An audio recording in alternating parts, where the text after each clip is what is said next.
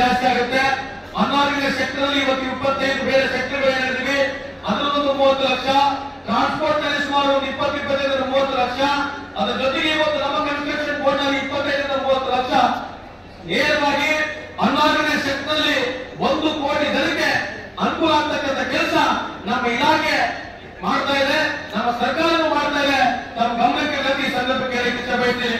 ಇಷ್ಟೆಲ್ಲ ನಮ್ಮ ಇಲಾಖೆ ಕೆಲಸ ಮಾಡಬೇಕಾಗಿರೋ ಒಬ್ಬರಲ್ಲ, ನಮ್ಮ ಇಲಾಖೆಯಲ್ಲಿ ಪ್ರತಿಯೊಬ್ಬರು ನಮ್ಮ ಇಲಾಖೆಯ ಸ್ನೇಹಿತರು ಸರ್ಕಾರದ ಪರವಾಗಿ ಕೆಲಸ ಮಾಡ್ತಾ ಇದ್ದೇವೆ.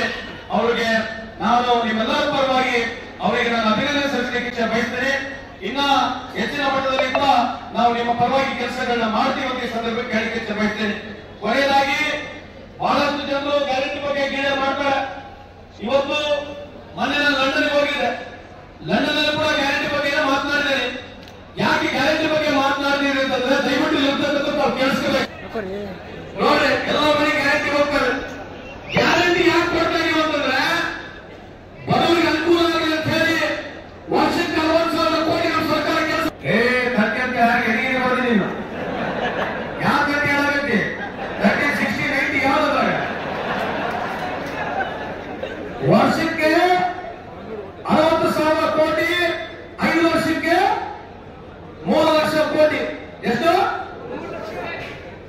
ಭಾರತ ದೇಶದ ಇತಿಹಾಸದಲ್ಲಿ ಸುಮಾರು 30 ಹೆಚ್ಚು ರಾಜ್ಯಗಳಿದ್ದಾವೆ. ಇಂಥ ಒಂದು ಕಾರ್ಯಕ್ರಮ ಎಲ್ಲಿ ಇಲ್ಲ.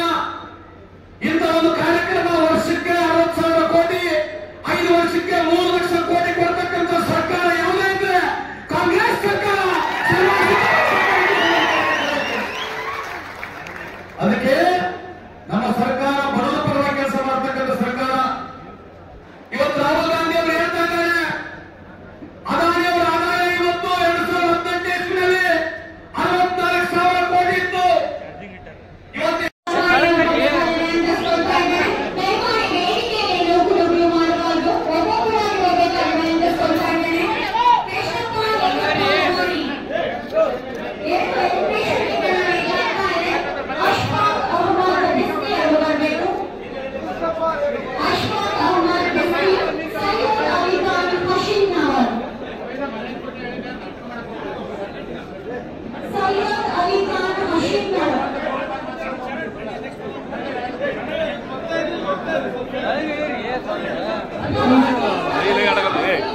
ಮಹೇಂದ್ರ ಲೈಟ್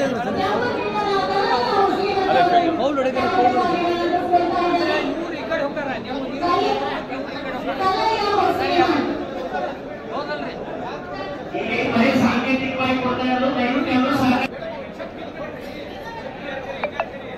ದಯವಿಟ್ಟು ಹೆಸರು ತರುವಂತ ಕಾರ್ಯಕ್ರಮ ಮಾತ್ರ ವೇದಿಕೆ ಆರಂಭಿಸಬೇಕು. ಕಟ್ಟಡ ಕಾರ್ಮಿಕರಿಗೆ ಅಪಘಾತ ಪರಿಹಾರ ಎಫ್ಡಿ ವಿತರಣೆ, ನೋಂದಾಯಿತ ಕಟ್ಟಡ ಕಾರ್ಮಿಕರಿಗೆ ಟೂಲ್ ಕಿಟ್ ವಿತರಣೆ, ಕಟ್ಟಡ ಕಾರ್ಮಿಕರಿಗೆ ಪರಿಹಾರ ವಿತರಣೆ 2.5 ಲಕ್ಷ